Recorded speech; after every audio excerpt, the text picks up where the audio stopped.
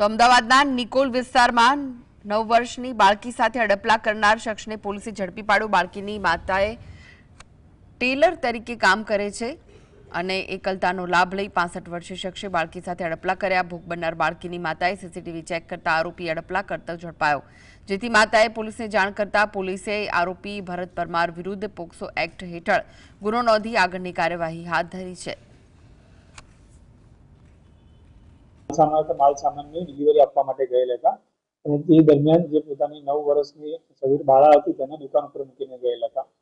ત્યારબાદ એ લોકો જ્યારે સિંગ કરવા ગયેલા હતા ત્યારબાદ એમને રાત્રે મોડું થતા તેણે પોતાની દીકરી ત્યાં આગળ જાગે છે કે સૂઈ ગઈ છે કે શું કરે છે એ બાબતે જોવા માટે જે દુકાનના ઓનર હતા એના મોબાઈલમાંથી સીસીટીવી કેમેરા જોતા એ દુકાનમાં જ એમની જોડે કામ કરતા એક અન્ય વ્યક્તિ કે જેનું નામ છે ભરતકુમાર પરમાર, એ પોતે આ છોકરીની બાજુમાં બેઠેલા હતા અને છોકરીને શારીરિક અડપલા કરતા હતા।